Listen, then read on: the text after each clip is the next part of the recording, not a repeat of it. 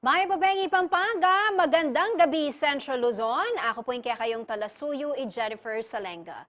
Areni na rin mga regular balita ngayong Lunes, August 5, 2024.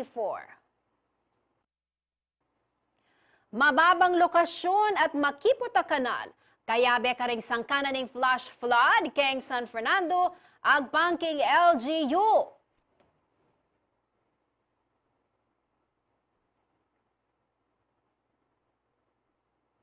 Pulis, metay king enkwentro kareng kidnapper at Chinese nationals king Angeles City.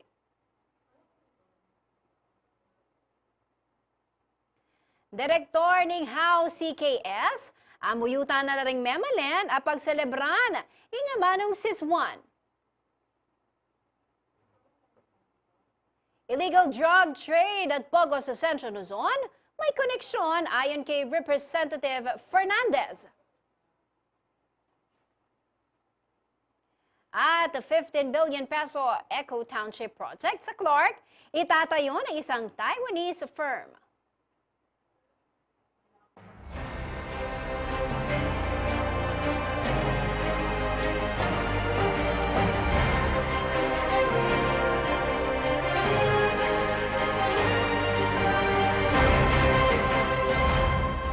Nakaramdam kami ng hirap, dala ng tubig na maiinom. Ngunit ang mga senyales na lang mas marakal. Biyaliwang aktibidad. Nakabalen, mga karehiyon at Gana ning pandemya,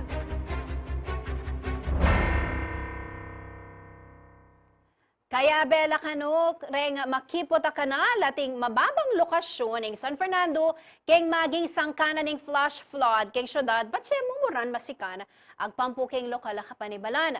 Mumunikala na namang Mayor Vilma Caluwag ami ka investigation karing road improvement projects bang mabalunong nanoing impact dareni keng flood mitigation. Ating exclusive report ni Paulo G. Santos.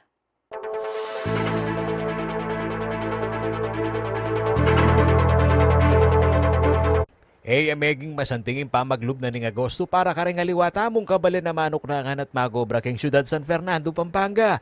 Keng pulmerong aldo nakasining kasalungsungan bulan, nibugnusing masika na uran kilub ning may gita 2 oras. Ing resulta, limbog la reng mialiwang dalan keng syudad. Hanya dakala reng empleyado ang pong estudyante, reng mga stranded keng opisina, eskwela at maski na keng dalan. Deng mapila na netizen, era iwasan pa siya king social media ing karelang kapigaganakan at takot misoso king halbog. Kalu para mo reng may stranded king B. Mendoza Street ang gana king High School Boulevard.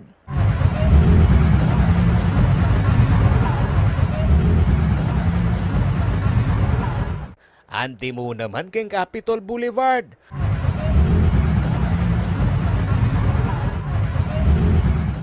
At King Jose Abad Santos Avenue at tuturing ang major thoroughfare alimuning syudad, nunay king mabilog a Central Luzon.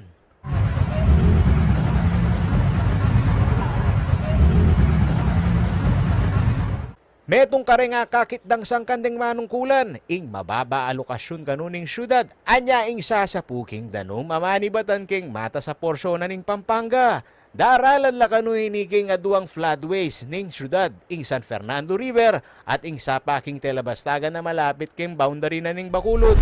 Kabilang pakintin dyan tayo po yung topography map na ning syudad na ning San Fernando. Nung makananya po mamagusin danom, iba't po king babo o kini pong Angeles City. Kaya be tayo po yung Engineer Anel David, yung city engineer na po ng syudad San Fernando. At kini pong topography map kakita mo, magumpisa po kini o yan, hane po Katas Bili, ining area na ning Telabastagan, Sindalan, Dolores, ang ganap po kaya ni pong poblasyon kay syudad San Fernando, pababaya po. Kaya katamong mapaini na nung burina sabiyang kanini, minuran kayong mata sa engineer.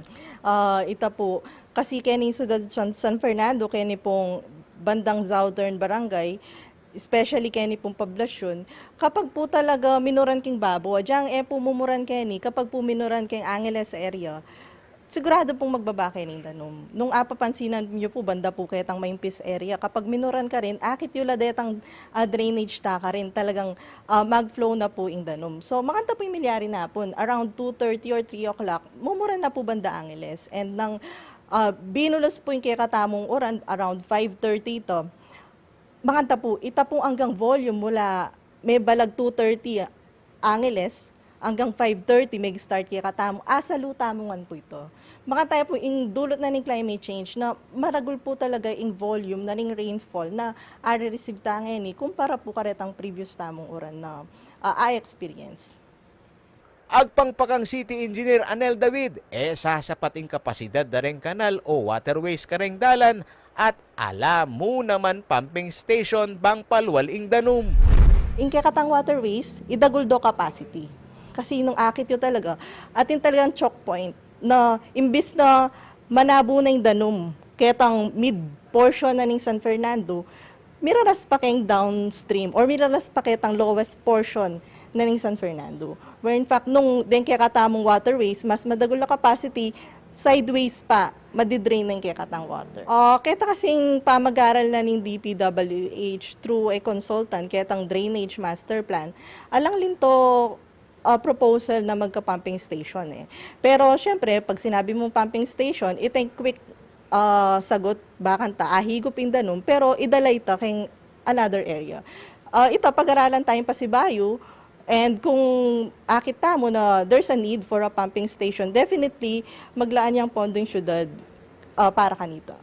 Agpangking Department of Public Works and Highways, aprobado ni ang rehabilitation daring drainage system keng San Fernando at makasadyaya kanong magumpisa ini ngening banwa. Manandabe neman gano'ng lokal kapanibalan keng execution na ning Drainage and Floodways Master Plan keng syudad at kareng kasiping abalen na ning Bacolod at Santo Tomas. Samantala, mumunikala ng Mayor Vil Macaluwag, ami ka investigasyon kareng milyaring flash flood, bangabalo nung Mekaya Pektu Lakeni Ring Road Development Project king porsyon na ning MacArthur Highway, asakop na ning Barangay Juliana, Ampong San Jose. Penigobran tamo ing magawaya ing master plan na ning San Fernando, kareng pong flood control. Ayan, reng gana-gana pong drainage. Uling ano pong ka-importante rin ne? At ngayon, yun naman po, dakalagewang drainage, ne? Keng garbes, keng kay, dakal, ne? So ngayon, itapong milyari na bengi, kailangan niyang imbestigan talaga. In fact, sabi ko kari engineer, invite tala, ranking DPWH, para mag-meeting tamo, pisabyan o ba't makanta ing milyari. Kasi since ila po kasing ginawa ka rin, ila po makapakibat. Ne? Pero nung akaki, yun talagang bubuklat tala retang possible na may bara. May kisabi naman yung pamuntok na ning syudad kareng sablang memalen amag masabal at panugalyan ing ustong pamanugseng basura. Bang kanitang nga iwasan ing pamagbarada ring kanal at aliwapang waterways. Ren pamorugong tao ne, balo daw pa mong pamuntalan, detang para elang marakap ne, nya manawagan ko po ginuko. Makisan metong ko po keng kahingini, keng pamamya solusyon keng problema tamo po. Kasi emo po kening San Fernando ne, ing maragula problema. Anyapin po itamo keni, akaki yun naman po, antiyan, magkolta na naman meeting keng DPWH. Kasi importante ya po kasing pamitagon. Baka ni tapi sabihin niya yung problema. Kasi ila po talaga ing kareng national highways, kareng pong ila po talagang gagawa. Ako yung kakaing dalasuyo ay Paulo G. Santos, ating pusong makabalen. Pagmasosyan niya pong yaning Agosto, ing National Language Month o Buwan ng Wika. Makasentro ya iti king aman wandang pambansang wika, Filipino, ating pamanyubong kanini. Mupin, para king direktor na ning Center for Kapampangan Studies, king Holy Angel University ay Robbie Tantingco, aliwango ing wikang Filipino ing dapat pagselebran. Maulagaya mo naman kanong midinan pansin ang pong pagselebran ing kaya katamong amanong siswan. Kaugne na nini, amuyuta na lang tanting ko rin hanggang eskwela king Pampanga, amidaon niya iliwang aktibidad. Bang isubong niya ing Kapampangan ngening bulan at alimu king aldoning amanong siswan, abalang tauling Biyernes ning Agosto mararapat. Agkataan nala naman ding eskwela, kare nga dating balening Pampanga, ang makantamo naman inggawan, para kayong kapakanan daring estudyante ra nga manyalitang Kapampangan. Apin po din ring probinsya na ning Tarlac, Bataan, Bulacan, Ampong Nueva Ecija. Iti kanu uling overpromoted ne ang Filipino, kareng mialiwang lugar, inyamas kereng Kapampangan, managalog na la naman. Pauli na nini, pepasyas na ning Direktor Eya Filipino, no ne Kapampangan niya, ing amano da rin kaya katamong pipumpunan. Iti kanu ing amanong kebay tantamo at amanong magpapakit king kakatamong cultural identity. Ing katataw niyan, pawagan ng tantingko, nano pa man, ing kaya kang amano, Tagalog yaman, hiligay non o sugbuhanon, kailangan niya iting pagmasosyan.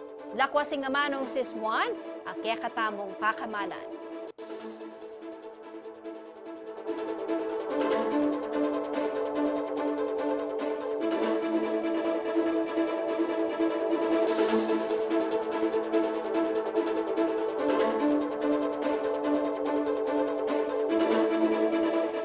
Balita ay kanutagal ang timong Mayor King Balena ning Arayat dating Vice Mayor Sixto Malyari Jr. Iniing kinumpirma na King CLTV 36 News kaya rin meging pamisabi ra ni Mayor Madeth Alejandrino ating maimpluwensyang businessman ay Bong Pineda. Mamalita ay Paulo G. Santos.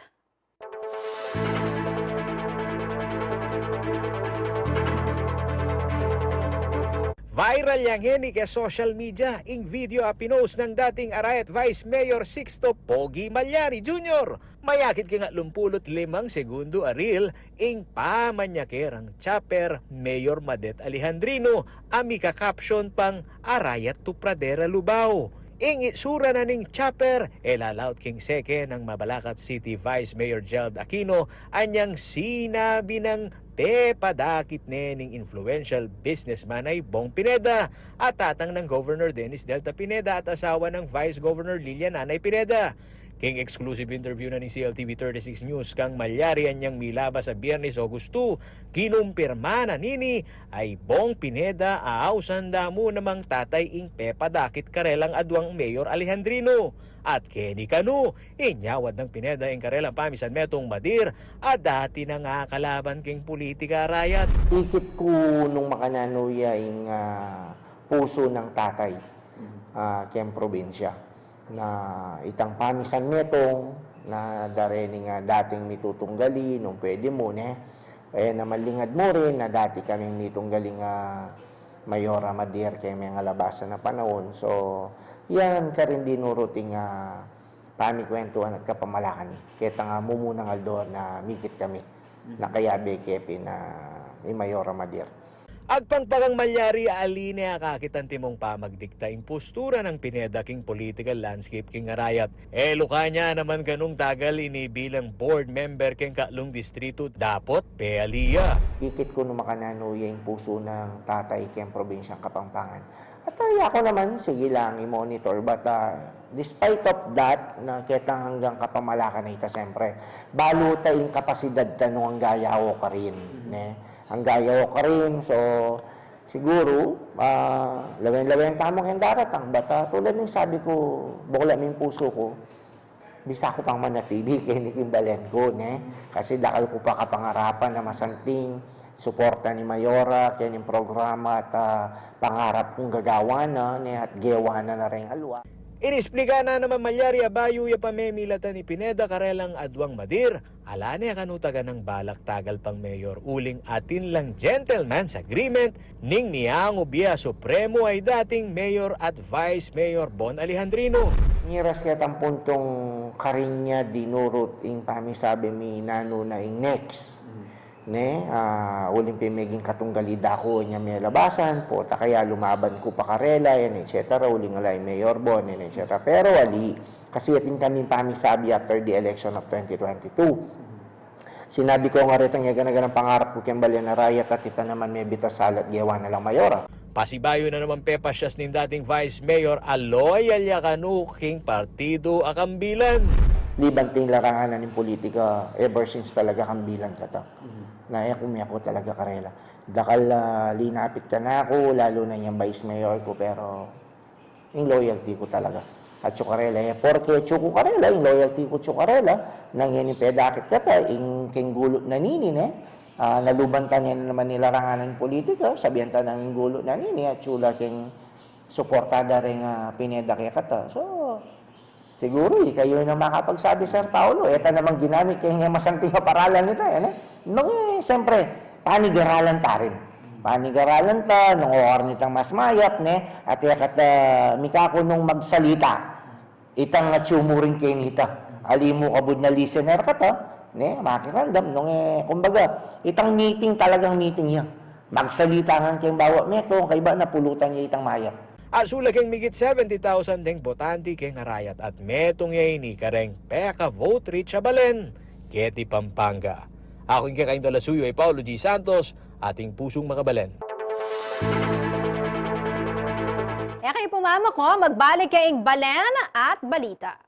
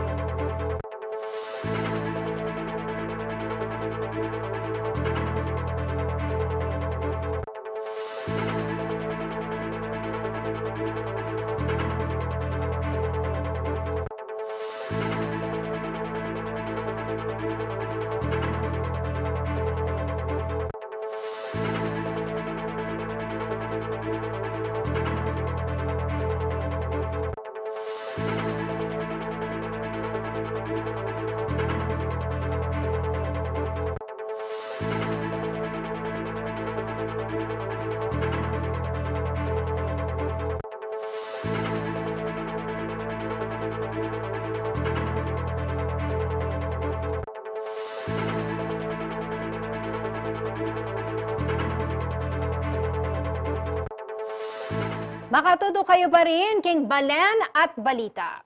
Dead on arrival yaking metong ospital, king syudad ng Angeles, ing metong pulis, kaya rin na pong may kipagparilan ka rin kidnapper at Chinese national sa niyang Sabado, August 3. Kay report na ng Philippine News Agency, Sinabi ng PNP Anti-Kidnapping Group Director Brigadier General Cosme Abrenica, amenikwalang report iba't king Chinese Police Attaché Zheng Zue dikil kareng adwang Chinese nationals, akinidnap da rin kapararang Chinese nationals keng Makati, itamuring aldong ita. Delaro kanureni king metong bale king Barangay Malabanyas at menyawad lang 8 million pesos sa ransom money. Pauli naninimi daw niyang rescue operations ng PNP AKG. Kenila Mebaril de Staff Sergeant Nelson Santiago at Chief Master Sergeant Eden Akad.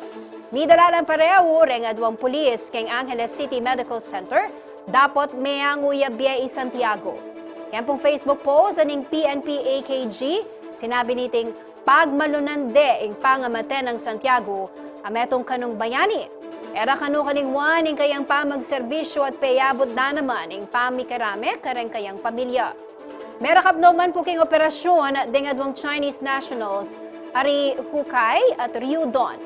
Mekwamo naman kareng karelang gamit dingadwang handgun, drug paraphernalia, ampong ita.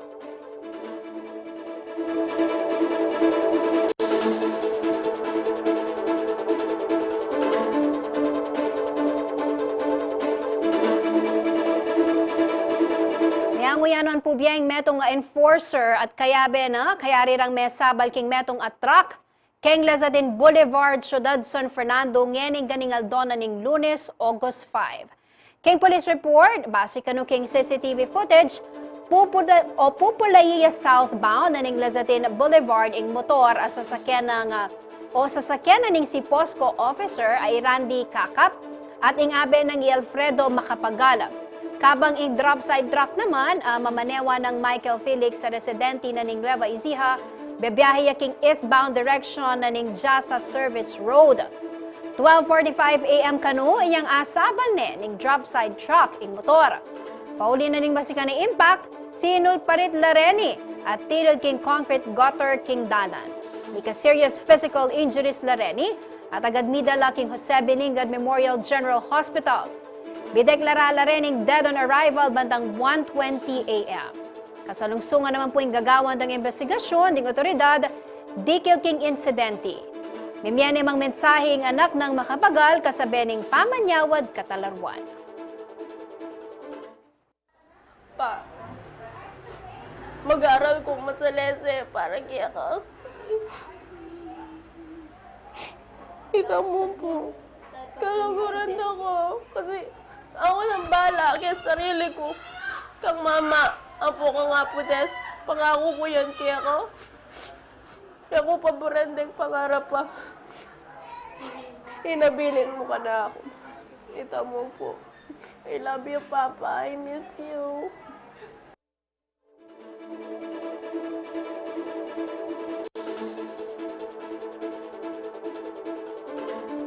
Apat ang most wanted persons naman po king Pampanga at Central Luzon ding may aresto kareng mika sa nga police operations. King may ilawang parte ng probinsya niting Webes, August 1. Base king report ng Police Colonel J. Di Maandal, Provincial Director ng Pampanga Provincial Police Office, mera kaping metong 22 anyos sa lalaki king Porac, king bisaning metong a warrant of arrest. Ito yung top 6 most wanted person king Central Luzon. Mida lumayang kasong 2 counts of rape by sexual intercourse ing suspect at alayang piyansa iti. King balan na naman po ning masantol neman mesa koti ing 23 anyo sa lalaking at king top 7 most wanted list ning PNP king rehiyon. Kasong rape mo naman ing arapan ning suspect. Kaya mo rin kareng may aresto ding adwang most wanted persons ning Pampanga. Metong yung rape suspect ing top 6 most wanted person na merakap kabang 42 anyos a babae naman ng top 10 most wanted person nating kasong carnapping. Mera ka PAT, king balena ning magalang.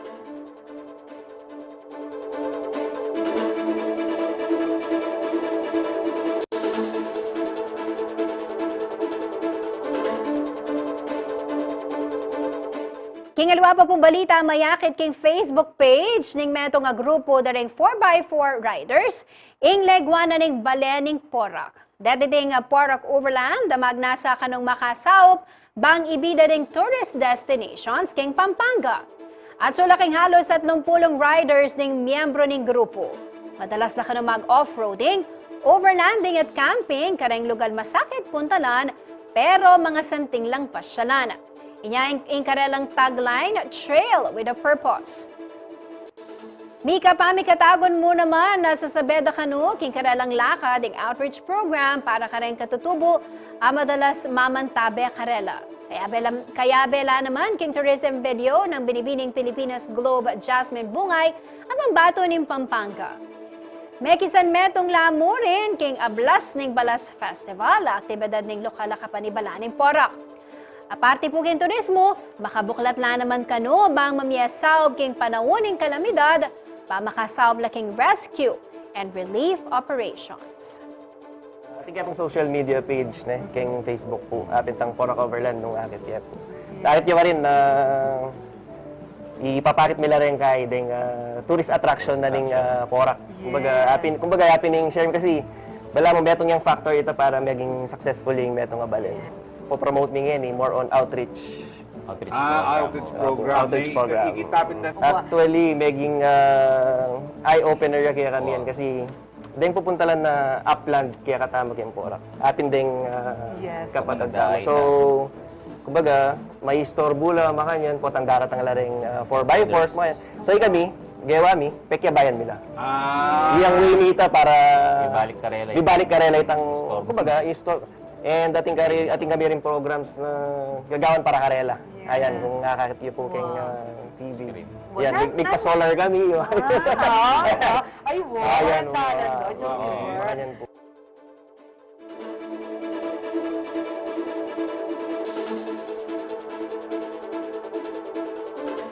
Kayo po mama ko, magbalik kaing Balen at Balita.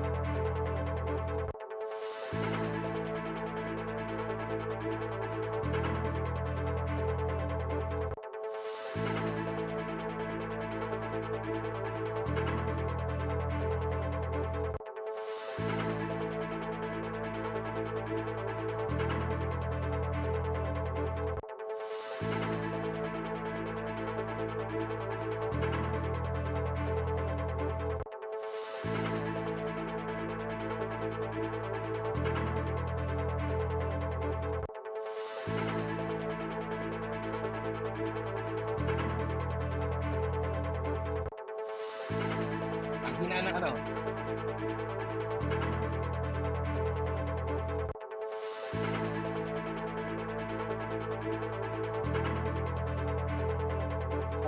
Sabog ng ano? Sabog ng audio.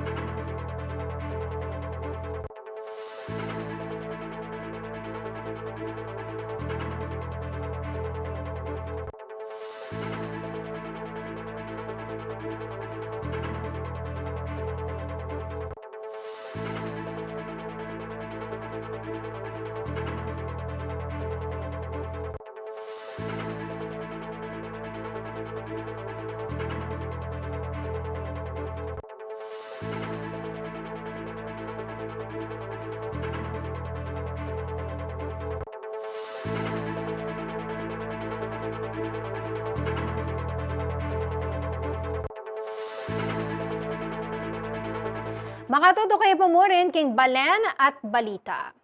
Nagsagawa po ng inspeksyon ng ilang mga mambabatas sa pangunguna ni House Speaker Romualdez sa mga na-raid na Philippine Offshore Gaming Operator o POGO Hub sa Banban, Tarlac at Porac, Pampanga. Kasama rin sa binisita ng mga kongresista ang warehouse sa Mexico, Pampanga kung saan nadiskubre ang milyong-milyong halaga ng shabu. Ayon kay Santa Rosa, Laguna Representative Dan Fernandez na siya ring tumatayong chairperson ng Committee on Public Order and Safety, hindi malayong konektado ang mga pogo at ang illegal drug trade sa bansa. Yan ang balita sa atin ni Paulo G. Santos na makakasama po natin live via Zoom. Paulo? Jen, ito nga dalawang komite ng House of Representatives ang nagtungo dito sa lalawigan ng Tarlac kaninang umaga at naging rin dito sa Pampanga. At itong joint inspection na kanilang sinagawa ay mula dito sa mga nalansag ng Presidential Anti-Crime Commission, itong PAO. At lumalabas sa ating dyan dito sa kanilang inspeksyon ay hindi lang itong POGO operation ng kanilang sinilip, kundi maging itong warehouse dyan sa area ng Mexico, Pampanga, itong Empire 999 o Empire 999 Realty Corporation na nakita nga ng higit 3 bilyong piso na kontrabando, itong illegal drugs. At parehas lang ang senaryo ating dyan, itong pag-iikot sa mga POGO hub. Pero hindi tulad ng inspeksyon noon ni na Senator Misa Hontiveros at Senator Minda Chalian, sa pagkakataong ito ay kasama maging itong mga local leader dito sa magkatabing probinsya, dito sa Pampanga at Tarlac. Kasama si Pampanga Governor Dennis Delta Pineda at maging si Porac Mayor Jing Capil dito sa pag-iikot. Ayon kay Speaker Martin Romualdez, hindi na kailangan pang i-repeal yung batas o yung existing na batas na naipasa upang makapag-operate nga itong POGO o IGL sa bansa. Sapat na umano ang executive order ng Pangulo o itong Pangulong Ferdinand Marcos Jr. at sa instruction niya na kay Pagcor Chera Al Tengco na nasa kanilang full mandate ang pagbabantay sa pag-exist nitong POGO na tinaningan na hanggang sa katapusan na lamang ng taong 2024. Ito yung naging tugon ng Speaker ating Jen sa paglilinaw ng CLTV 36 News Team kung may gray area pa ba dito sa mga LGU sa usapin ng pagbabantay dyan sa kanilang mga commercial business district na may foreign workers. Pakinggan natin si Speaker Ferdinand Martin Romualdez. Okay, klaro-klaro si Pangulo. Sabi na niya, ban na. Pero binibigyan niya si Chairman Al Tengco until the end of the year para ayusin mga nadi-displaced, papawind down, at lahat ng mga kailangan gagawin. At pakikigitan din natin si Chairman Al Tengco kung anong kailangan niya sa Kongreso kasi kami po ang handang-handa tumulong para itutupad niya yung utos ng Presidente.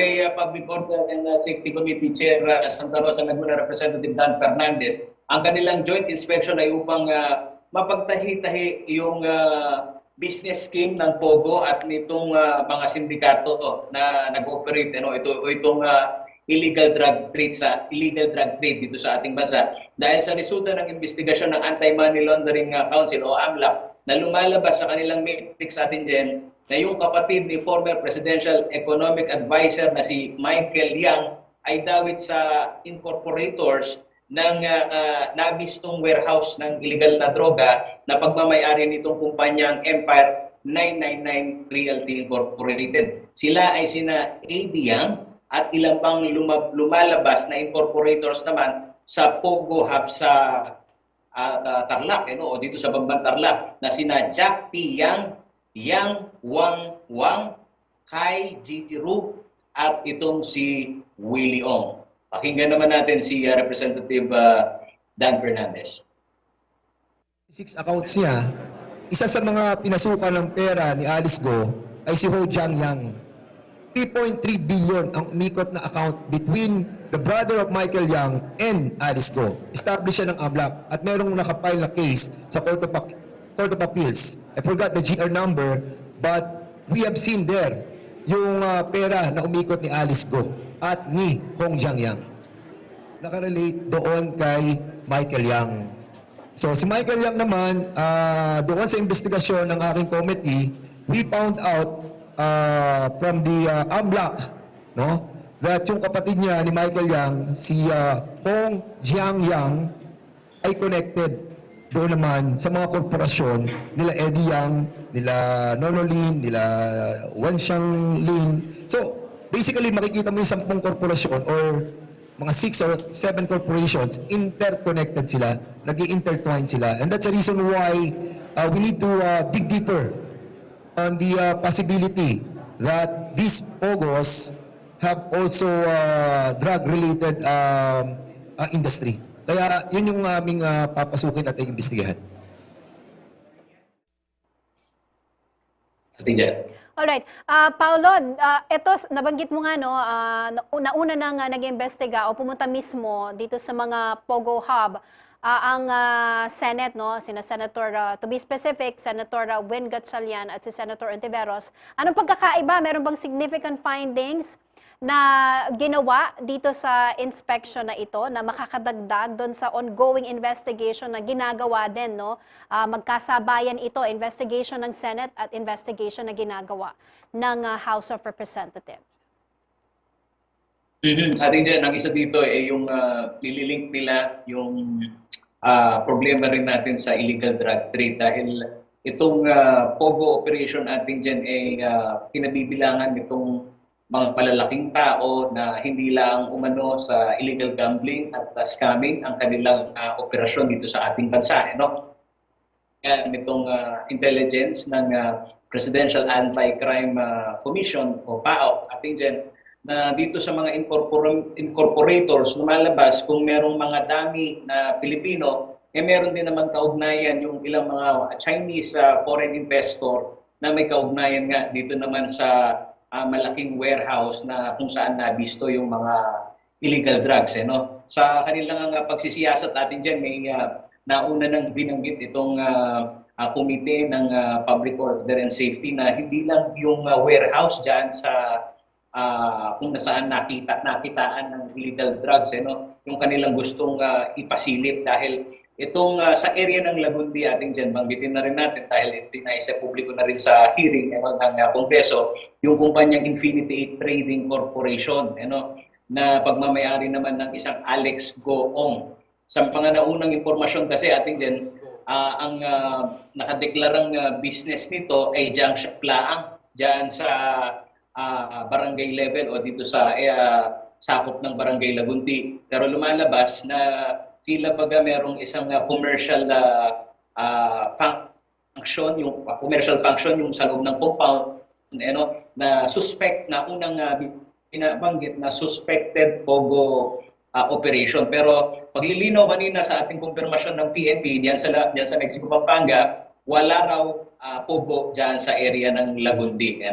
So dito sa isinagawa nilang pag-inspection ating din, ang lumalabas dito dahil itong kanilang pagsasagawa ng inspeksyon at investigasyon in aid of legislation na binabanggit, meron ding resulta yung PAOK dun sa kanilang rekomendasyon na kailangan talagang i-repeal yung SIM registration law dahil dito sa bulto-bultong mga SIM card na nabili ng POGO Hub, nagpapatunay daw talaga na walang ngipin ang batas sa atin dyan kung bakit patuloy pa rin na nagkakaroon ng iba't ibang scam sa pamamagitan ng SIM card atin dyan.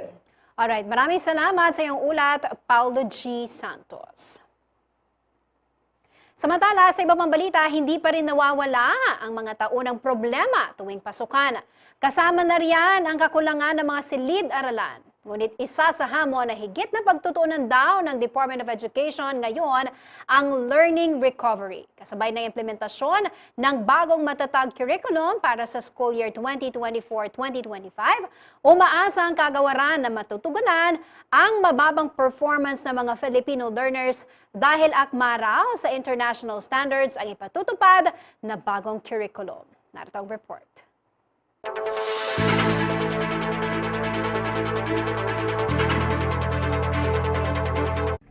Sa muling pagbubukas ng pasukan para sa school year 2024 to 2025, nariyan pa rin ang mga hamon tulad ng problema sa baha at kakulangan sa resources tulad ng classroom sa mga pampublikong paaralan ayon sa Department of Education o DepEd Region 3. Ngunit dahil sa bayanihan ng iba't ibang stakeholders, hindi ito nagiging balakid upang maipagpatuloy ang pag-aaral ng mga bata.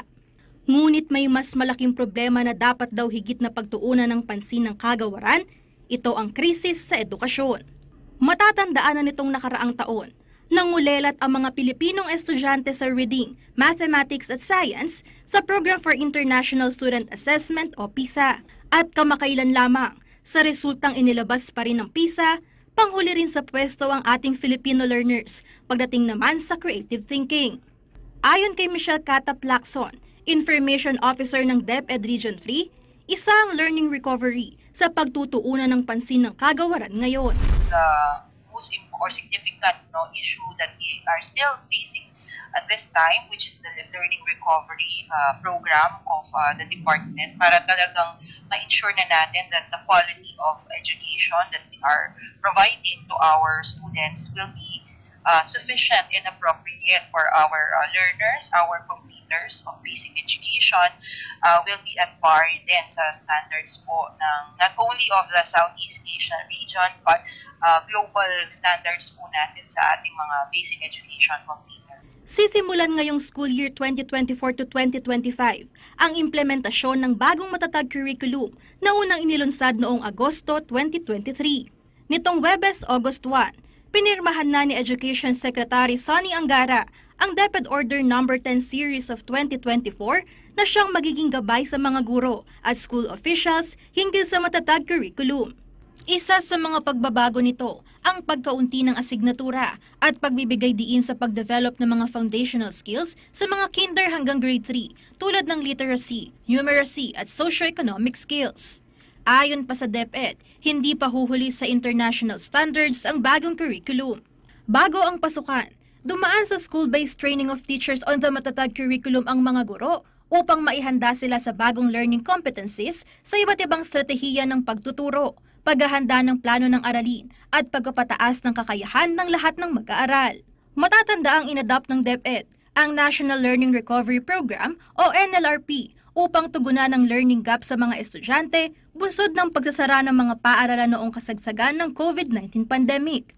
Layon din nito na tugunan ang mababang performance ng mga learners sa international large-scale assessments at national assessments. Samantala, tuloy-tuloy pa rin daw ang Oplan Balik Eskwela ng DepEd at dahil ongoing pa rin ang enrollment, kasabay nito ang paalala ng kagawaran sa no collection policy sa mga pampublikong paaralan. Kung meron po kayong mga issues and concerns regarding enrollment at pati na rin po yung mga collection of fees, bukas po ang ating tanggapan. Sa datos ng DepEd, nasa 340 schools ang magbubukas pa lamang ng klase sa August 5, bunsod ng pagbahang dinulot ng Super Typhoon Karina nitong nakaraang linggo. As of August 1, 2024, nasa 2,465,212 ang bilang ng enrollees mula sa public, private, SUCs, LUCs para sa elementary, junior high school, senior high school at alternative learning system o ALS sa Central Luzon. Kasama si Jennifer Salenga, Angelica Cara, CLTV 36 News. Para sa mga kabalan po natin na hindi pa miyembro ng PhilHealth, otomatiko na inyong enrollment sa nasabing health insurance. Ibig sabihin, sakaling ma-ospital, maaari na umano kayong makapag-avail ng iba't ibang benepisyong medikal.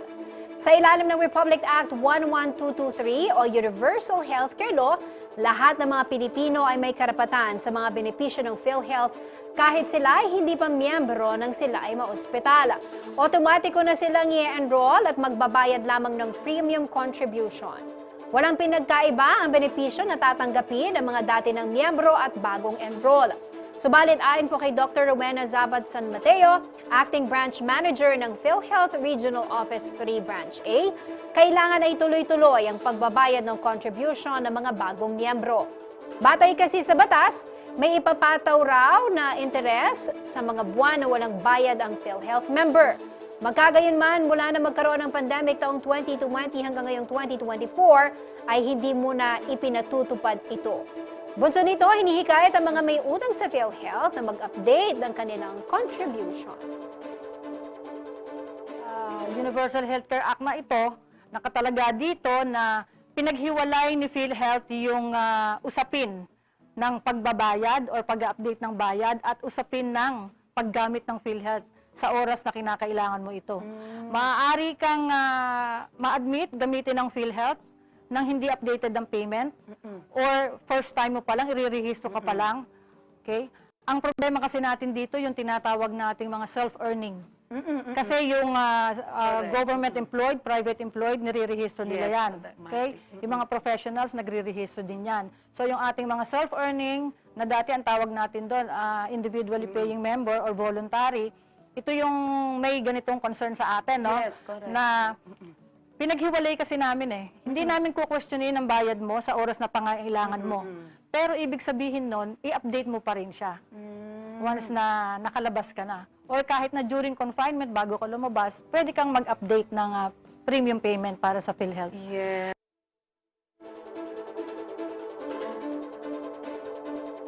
Samantala, inanunsyo ng Department of the Interior and Local Government to DILG Region 3 na as of June 30 ngayong taon, nasa 84.3% ng mga barangay sa Central Luzon ang opisyal ng drug-free. Katumbas po ito ng 2,620 sa 3,105 barangays. Ayon kay DILG Region 3 Director Anthony Noida, ito ay napagtagumpayan dahil sa Buhay Ingatan, Drogay Ayawan o BIDA program ng ahensya. Isa raw itong holistic approach sa paglaban sa illegal na droga kung saan binibigyang focus ang pagpapababa ng drug demand sa pamamagitan ng public awareness at active community participation.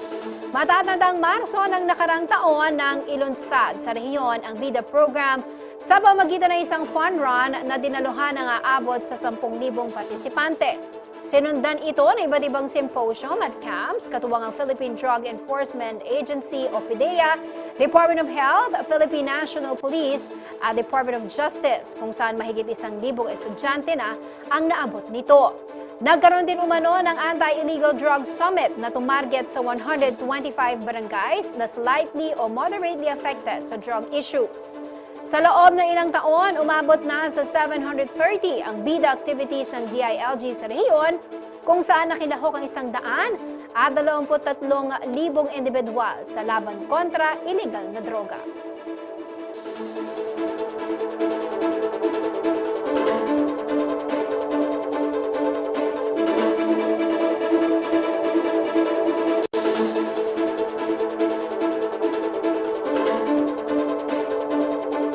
Abing po din, di nga mga rola balitang kinalap na ning kaya katamang news team. Para kinalawa pang updates, i-like and follow yun lamang po rin kaya kaming social media pages. King lagyo na po ning mabilog ang CLTV 36 News and Current Affairs. Ako po yung kaya kayong talasuyo, Jennifer Salenga, ating puso makabalik.